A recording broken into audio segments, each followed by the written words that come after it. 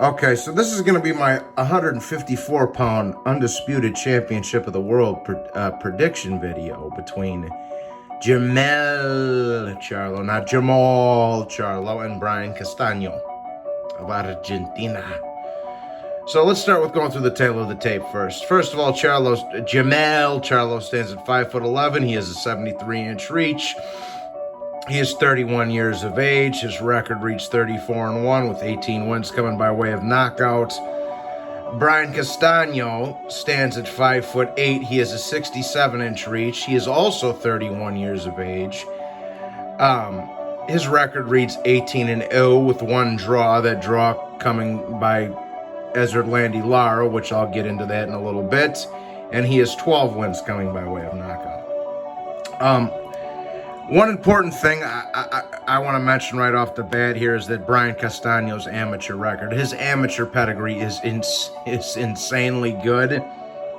His amateur record is 181-5-5. He has wins over Errol Spence and Derevyanchenko in the amateurs. I think that's something we need to point out, and I think that could be a very, very this is a very hard fight to predict, man. It's easy to just, a lot of these casuals I see on the channels, in the comment sections, and even some of the casuals that have channels and shouldn't even be talking boxing to begin with, they're easy to say Charlo, right? He's the bigger name, he's more popular, he's got more money, all the faggot shit that doesn't really matter when it comes down to two men standing in the ring. I'm going to tell you this, bro. I said this to a couple of these little casuals in the PBC comment sections. This isn't bum-ass Jason Rosario you're fighting over here. Castaño's a fucking madman. Now, things we have to point out with the tail of the tape are the fact that Charlo's a couple inches taller than Castaño. He's 5'11", Castaño's 5'8.5", and he's got a 6-inch reach over Castaño. Now, while that might have played a factor if it was somebody else, I don't think that's going to be the determining factor in this fight, man. Lara had a 9-inch reach over Castaño. And speaking of the Lara fight, as long as we're on that, Castaño fucking won that fight. Castaño beat Lara. They just replayed it. I've watched it because this is my favorite fight of the month of July. Okay. As much as I like Conor McGregor and Dustin Poirier 3, that fight's going to be over in 2 fucking rounds. This is going to be a drag-em-out brawl. Both guys are going to have a hard night at the office, 12 rounds, a slugfest affair. And Wilder Fury 3, I'm not really excited for that fight. Like, it's something I'll take, but I don't need type of thing. All right? I thought Castaño either beat Lara 8-4 or 7-5. I thought Lara got a little help from the judges that night. A bunch of these dumbass casuals say that Lara got robbed, but they don't know how to score fights. Me, I've been doing it since I was 8 years old, and I'm 30 now. So, 22 years of scoring fights versus your 2 years. I know what the fuck I'm talking about. Now, look, bro, I'm going to tell you this, man. In my personal opinion, now, I'm going to go through Charlo's resume as well, the important wins on his resume, okay? Michael Sorrow, see, I remember, I don't mean to shout his name out, but Minimax, right? Minimax is always saying, oh, Castaño lost to Michael Sorrow. He did not lose to Michael Sorrow. Whoever that judge was that scored that fight from Michael Sorrow should have been fired. I rescored that fight as well. I gave Castaño the first 4 rounds. I gave the 5th round was a swing. 6, 7, and 8 were Sorrow's, and the rest of the rounds were for Castaño. It was a clear Castaño win. And Michael Sorrow's no slouch either. Michael Sorrow's a very good fighter. I believe his record's 36-2 with 25 knockouts. He would give Tony Harrison a tough fight. In my opinion, he would beat Jason Rosario because Jason Rosario's a bum.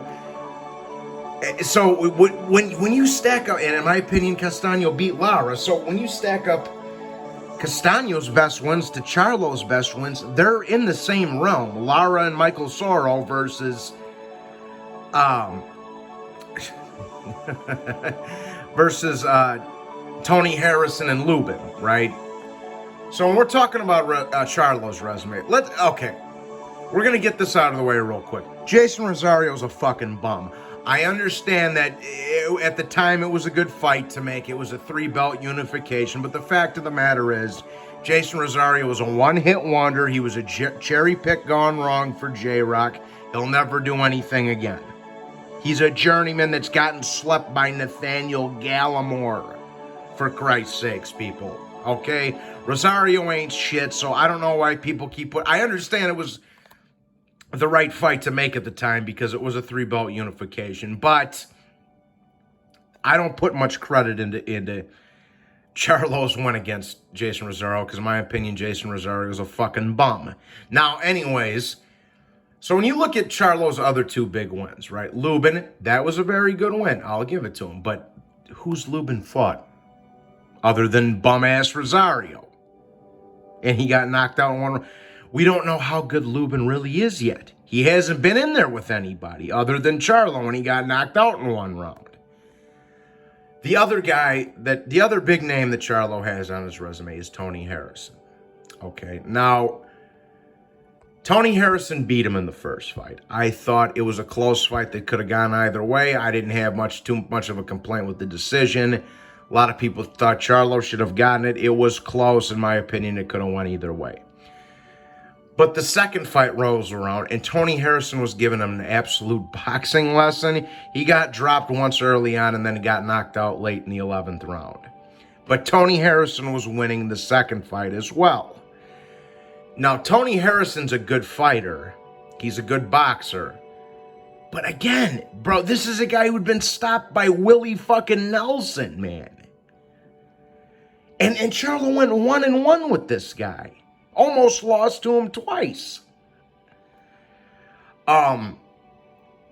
So I just hate how everybody's, oh, look at how great little Charlo's resume is. He's fighting, I want to suck his dick. Like, no, it's an okay resume. It's nothing to write home to mama about. Like, it's solid. It's nothing spectacular. He went 1-1 with Tony Harrison and knocked out Lubin. That's it. That's it, people. That is it, people. So quit talking to me about how great of a fucking resume little Charlo's got when it's mediocre. It's decent. It's literally on par with Castaño's resume. And in my opinion, Lara is better than anybody Jermell Charlo's ever fought. Yes, Lara would beat Tony Harrison. Okay? Yes, Lara would beat Erickson Lubin. Maybe not now because he's a little bit older, but dude, you guys need to put shit in perspective a little bit, man. That's all I'm trying to tell you. Okay? Oh, for fuck's sake, with these fucking advertisements, fuck you. But dude, this is no bum-ass Rosario he's fighting. So now I'm going to go through the stylistic matchup. Now, we know Charlo's bigger. He's got some reach on Castaño. He's got a good jab, Charlo, and he can crack, right? In my opinion, he is the better of the 2 brothers, and he is actually fighting. He's fought a few people, unlike his brother, who's fought one name, and that was a shot Derevyanchenko, who took 3 beatings back to back to back. Me personally, I think that the experience I would have to give to Castaño. He's got a better amateur background. He's fought far better people in the amateurs. That's a lot of experience under his belt with that regard. So I'd have to give the experience nod to Castaño. And in the pros, they're pretty much even Steven. So I'd give the experiences to Castaño on that one. Hand speed, Castaño, easily. Volume of punches, Castaño, easily. He's quicker, he throws more punches. He's shorter, he has less of a reach, but that's just stature. You know what I'm saying? So the experience, the hand speed, the foot speed, and the volume all of them perks go to Castaño. I saw one of them LDBC dudes breakdowns of this video, and he gave all them perks to Charlo. I'm like, you're fucking crazy. The one thing I will give to Charlo, I would say he probably has the edge on, is a little bit of over the power edge. But man, I'm going to tell you this right now, dog. Castaño is the type of dude who's going to be up in his fucking grill all night long. He's not going to get knocked out. He's not going anywhere. So I'll give Charlo the power edge. I'd say they're about even in experience in the pro rankings, where Castaño gets the edge because he's got the better amateur background. Castaño has the quicker feet, the quicker hands, and he does throw more punches. And I also think he's more relentless than Charlo is. He stays on your chest, where Charlo sometimes can't make up his mind whether he's a boxer, a slugger, or what the fuck he's doing. That's why he had so many issues with Tony Harrison, in my opinion. He wasn't sure if he was trying to slug with him, trying to box with him. He couldn't outbox Tony Harrison. And then he finally realized it at the end of the second fight, like, oh fuck, I just need to go after this fucking guy because doesn't have a chin. Well, Castaño does have a chin. And I don't want to say he's as good of a boxer as Tony Harrison. Castaño's as good of a boxer as Tony Harrison is, but he's a lot more relentless. He's a lot faster. He's a lot more experienced.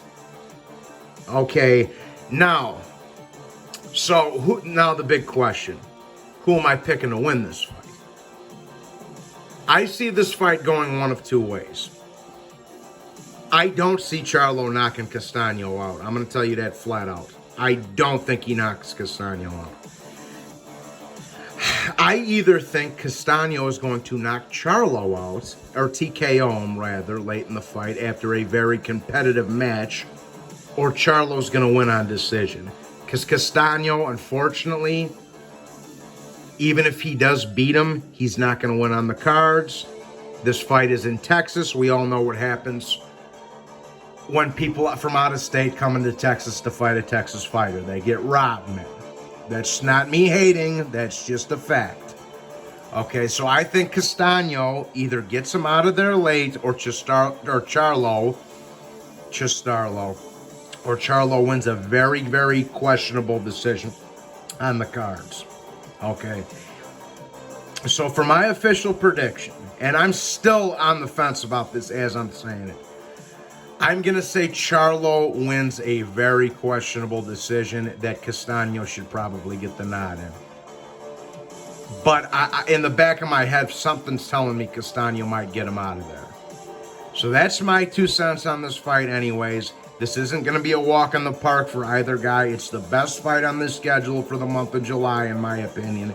And yes over McGregor Poirier, yes over Fury Wilder 3. This is for undisputed, all the marbles, and in my opinion, 2 of the top 3 guys in the division, the third being Lara. So, there you go. Fight. I think it's going to be balls to the wall fireworks. It's going to be fun all the way through, and I think it's going to go most of, if not all of, the full 12 rounds. Anyways, that's been my prediction, guys, for the undisputed 154-pound fight of the world that's taking place in Texas on July the 17th. Can't wait for it, fellas. I probably will be doing live commentary on this fight. Anyways, hope you guys all enjoyed the video. God bless you, salute, and please be sure to hit the like button and subscribe if you haven't already. Thanks, guys. Peace.